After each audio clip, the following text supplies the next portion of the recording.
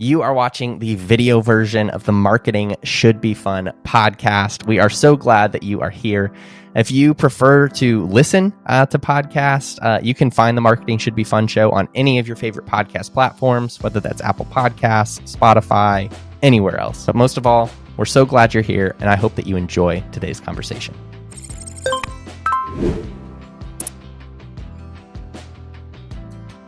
Well, welcome back to another episode of Marketing Should Be Fun. My name is Austin Savage, and I'm here with my good friend and business partner, Kelsie Sarko.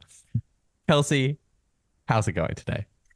You know, on our 18th try of introing this episode, I'm doing awesome.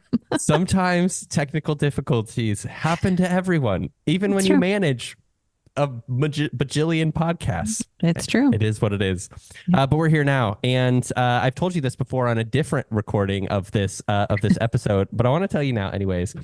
It was 80 degrees here yesterday, and that felt awesome because I felt like I was living in Texas without having to live in Texas. So thank you for sending good vibes my way. You're welcome. We just had a rainy day this morning. However, the sun did come out, and I sat on my back porch with my computer while my dog was playing in the yard and just enjoyed the sun while I uploaded everyone's podcast this morning to social. It was lovely. That is lovely. That is so lovely. We did a beach day yesterday, so I put on some tunes. This was after the workday. It was not during the workday, and I kind of wish that maybe I'll do that today. I don't know. I was going to say, no cloudy. Judgment. Yeah. Beach days are not actual beach days. We just put out the sprinkler, and I just sit and listen to music, and my kids and I call it a beach day. So it's pretty fun. I love that. And you have a new trampoline now. So your whole life is changed, and it's just a brand new outlook on life. It is. And you have called the trampoline the best babysitter that you could invest in. Honestly, it's been pretty good. I think the best story is that you just came home from vacation and it was there. Literally, I was on vacation, and my wife sent me a photo, and she said, I mowed the yard for you. And I was like, oh, sweet. Like, that's so nice. Like, thank you very much. And then she's like, an hour later, she was like, this is why I mowed the yard. Did she like put it together by herself? Yes. I mean, she had a friend come over, and it was just like, anyways, I had no idea that she has been talking about it for a long time, but she had been talking about like getting one that was already assembled from like from somebody who was selling it on like Facebook Marketplace or something. Anyways, but she ended up just buying a new one and putting it together. So that is our life now. It's amazing. It's literally going to change your life. You will have so many, my kids play out there for hours on end, and all their friends come over, and you'll get so much more done because your kids will just be on the trampoline. I love it. Are they expensive? I have no idea how much money she spent on this thing. I mean, we got ours for Christmas for our kids, and it was like under 300. So I don't think it's that they're crazy. not like crazy. Okay. No, I mean, I don't know what, maybe you have like, maybe she got a fancy one. Top of the line. The logo doesn't look that cool on it, so it makes me think that it's not that good, but well, that's probably best. I mean, I feel like my this or that question for today falls right in line with like, let's do it. Beach day, trampoline, living the life. Okay. So you just got back from vacation. You went on what's the like technical name? Is it the Bourbon Trail? Well, yeah, it was like part of the Bourbon Trail. There's like 80 distilleries or something on the Bourbon Trail. So we obviously did not go to 80 different distilleries, but I did go to 8, which was fun. Okay. So, I mean, 88, close. It's the same thing. Yeah. Anyway, it sounds amazing. Super fun. And then I was thinking about how summer is coming up and it's almost Cinco de Mayo. And so all of these things led me to our question for today. Do you like to have your margaritas on the rocks or frozen? Oh, this is a great question. My best friend and my wife they are both big fans of margaritas. They love margaritas. I am not a margarita person in general. Okay. I wondered. And I was like, maybe he doesn't like either one. So like I will drink them, but I would rather just have something else. And so that's my answer. I feel like if I'm gonna have one, I would rather have it on the rocks. But okay. They're just a little tangy for me, and they're not really boozy enough for me, I feel like. Well, it's the wrong person is making your margaritas. I hate to tell you. Maybe that's true. But yeah, I'm pretty simple. I usually am either drinking a whiskey neat or a beer. That's the question I should have asked is like, how do you drink your whiskey or whatever. But I was like, I don't know enough about that subject to even know the words to say. So neat. There we go. That's the word. Yeah. What do you, how do you have your margaritas? Honestly, I will have them anyway. You hand them to me. But lately, I've kind of been on the rocks. I used to always be frozen. I feel like Interesting. they taste a little less sweet if they're on the Hmm. rocks.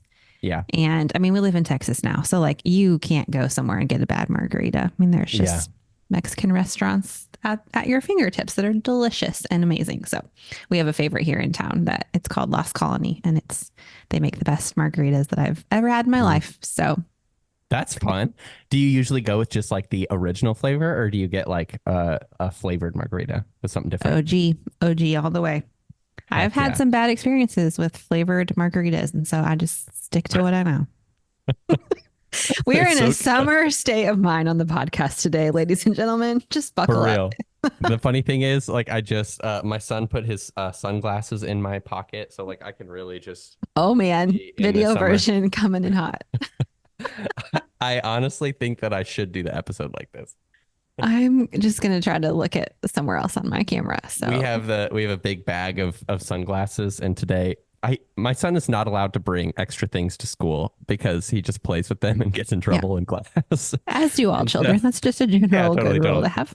But every day, and it's become a game, and I hate that it's become a game, but it is what it is. He hides things in his backpack every day that I have to find. And so today it was a slinky and a dino, and then he was like, "I need to bring my sunglasses." I was like, "No, you No, don't. you really You don't don't. need any of these things." I love it. Well, man, how do we even? I just want to talk about summer for the whole time. Yeah. What's the transition here? I don't know. What is the transition? I don't know. I don't have one. And you know what? That's all right. But I do have, I think that our topic for today is actually like a really interesting one. And I was talking to, we have a few coaching clients that we work with. And I was talking with one who is working on growing a YouTube channel. Mhm. And we were just talking about the principles that you and I have talked about a lot here on the podcast, and those being the importance of patience when it comes to content marketing, not putting too much pressure on each individual piece of content, but really looking at it as an aggregate, as kind of a collection of content. But then we've also talked a lot about just how content marketing is a long game, right? Like this is this is content performs on a human level, and we want to see our content, serving the connection of our brand to our audience over a long period of time, and to see that grow steadily. Again, not just looking at each of those individual pieces altogether. But a random example popped in my head, and I remembered a tweet that MrBeast had, which is, you told me that you are not familiar with who MrBeast is, which is so crazy to me. Sorry. I'm good at other things. But MrBeast is the second largest creator on YouTube. And he made a tweet. It was back in 2022 where he just shared the amount of YouTube views he's gotten at every age of his life. So starting at when he was 12 years old. And at this point, it was up to when he was 23 years old.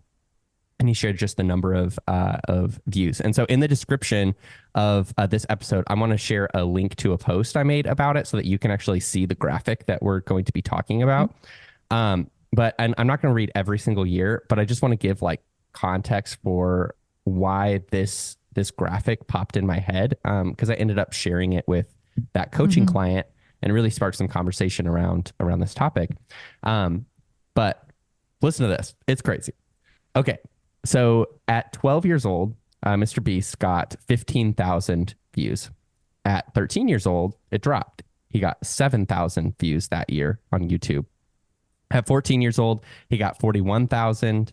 Then it goes up at 15 years old to 125,000, 16 to 202,000. So over the course of his first 5 years creating, he went from a year at 15,000, and it didn't hit 200,000 until his fifth year. And even that, like 200,000, it feels like a lot, but it also like isn't like a crazy amount, like that is For a whole like year. for a whole year. I mean, Yeah. we have multiple podcasts that are doing that in a year. You know, it's like Mm-hmm. not you know, it doesn't sound like crazy unrealistic, Yeah.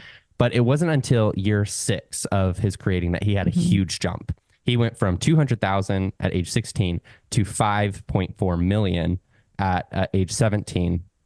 And then it just keeps increasing from there all the way to the last year is 13.2 billion Mm-hmm. views that year. And Wild. I'm sure that it is higher now. Yeah. Um, and there's so many angles of why I like really appreciate this breakdown and just being able to see this.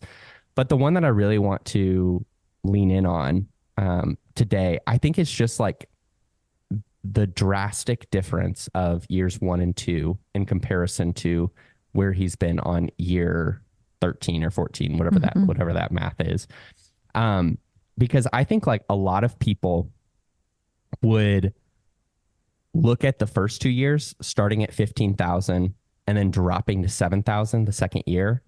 And that would be a signal, especially in corporate environments, I feel like, where there's this pressure to, you know, show results, to Mm-hmm. get results quickly, to hit the benchmarks and KPIs and, you know, all of the things. Like that would be a signal to most people of like, oh, we tried this, it's not working. And it was a good run. Let's try something else.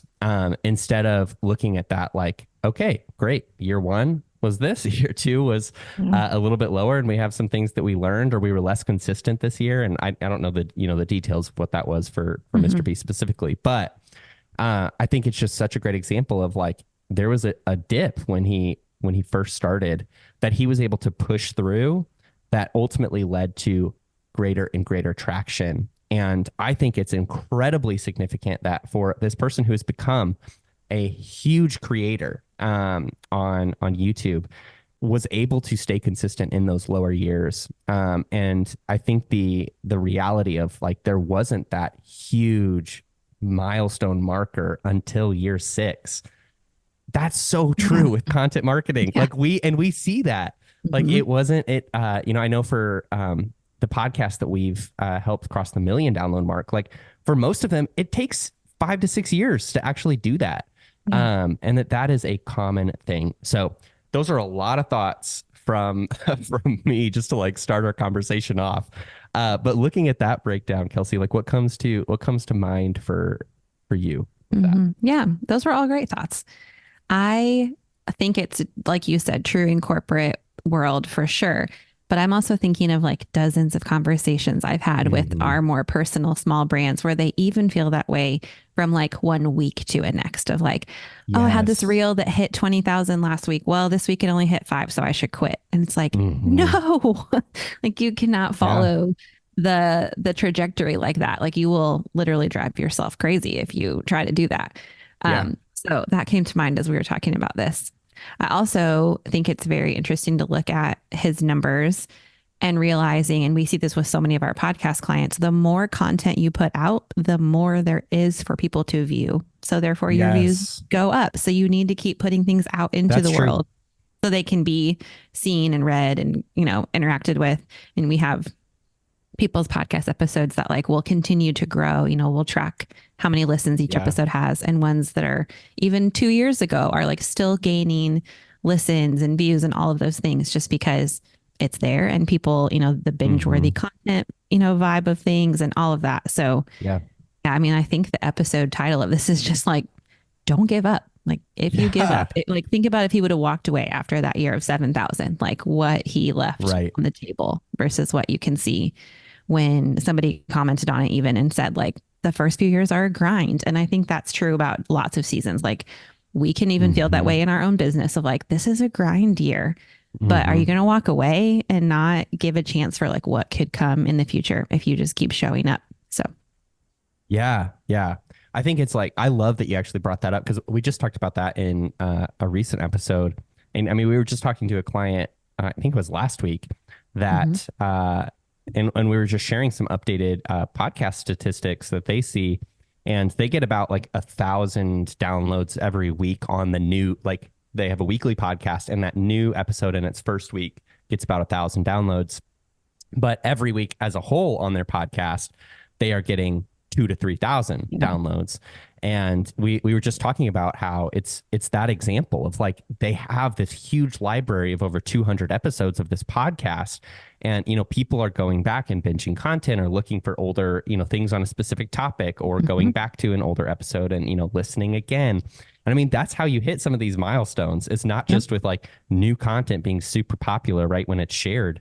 It's by having a huge library of content that answers people's questions, gives value, and is interesting and engaging. And, there's that trust that's built that creates those opportunities for people to binge content. So that is a great point. I think too, that reminds me to encourage like our audience. It's fine to repurpose content. Like your content doesn't lose its value just because like, oh, I talked about that a year ago, or, oh, I talked about that a different, time.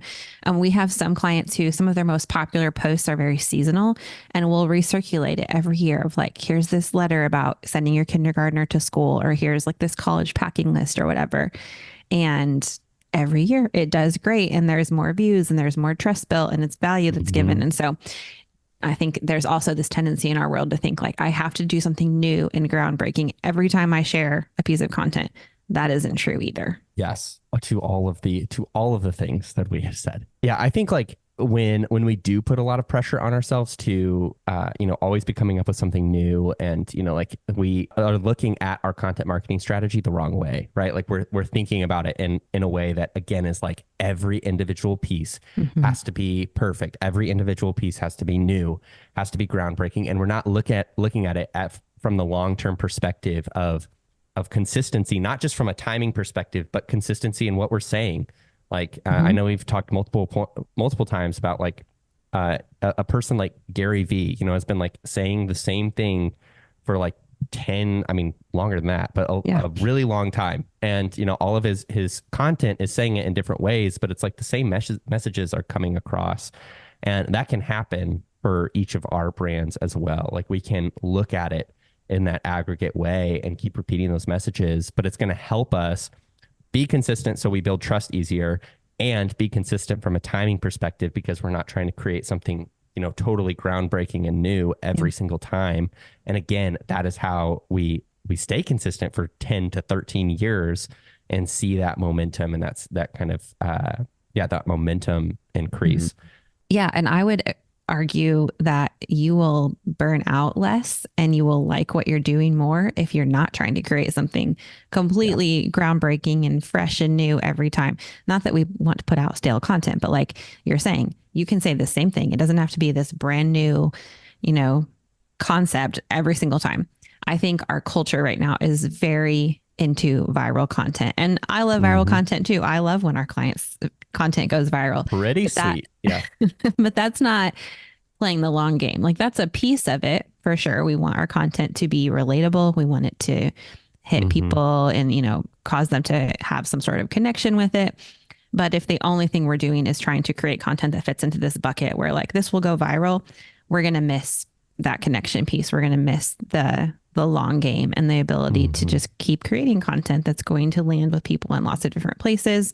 And then we're going to get burnt out, and we're going to get frustrated, and we're going to get, just discouraged by seeing like not every piece of content goes viral. That is a like hard and fast rule. Even I'm sure MrBeast, I'm sure not every single piece of his content is going viral in the same way. Of course, there's going to be lots of variables there. So I think if I was going to encourage, our listeners today, it's spending time creating content that you enjoy, but it's also just getting clear on your messaging and knowing the people that you're talking to. Because if you're clear on that, you can say that over and over and over again and just bring some freshness to the way you're saying it. And then you have a content strategy that's going to last you way longer than just trying to jump on each trend that comes up. Yeah, 100%. And we talked about this in a recent episode too, but I want to bring it up on the viral content. It's like what we talked about in that episode was that when we have seen content go viral, it is not the content that went viral itself that is like the game changer for their brands. Like even if that leads to an uptick in like people who are following them, or, people who, just start seeing their content more because they engaged with it. Either one, like that's not what's leading to like conversion. That's not what's leading to like, people actually taking a step with a brand, because it's actually like the consistency that follows that first interaction. Right.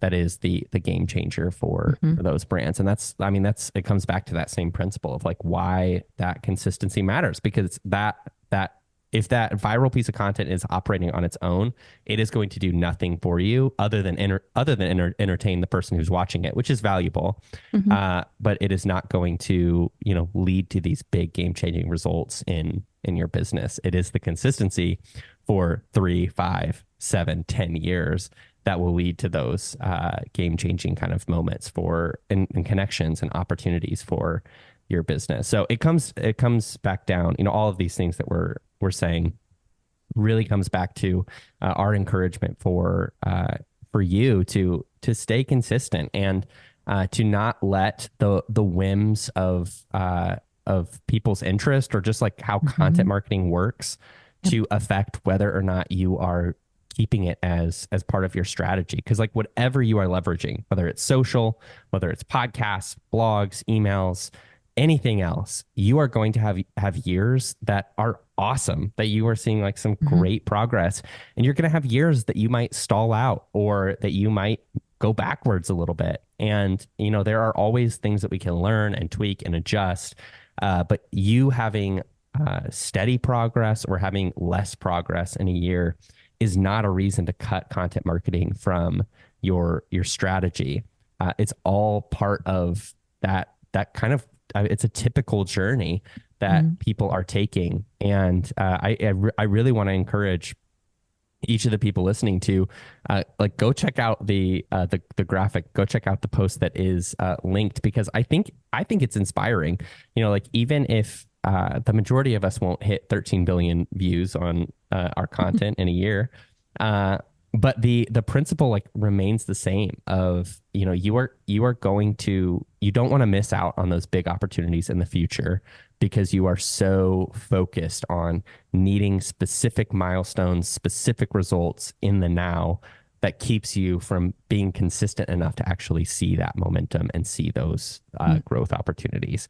I think that's what it comes down to. So good. Say it louder for the people in the back. Progress. Okay. Progress is not up and to the right. It is normal to see fluctuations. So keep going. We're cheering you on. If you need support on it, we're here in your corner, but don't give up. There it is. All right. We'll keep it simple. I think that those are the points. That's what we wanted to say. Yep. So today, think about that. Be ruminating on it. Also, we're sending some summer vibes your way. Yes. We hope. Buy a trampoline and we'll buy a trampoline. Live your summer. Yeah, enjoy it. But we hope you have a great week, and we'll see you on the next episode of Marketing Should Be Fun.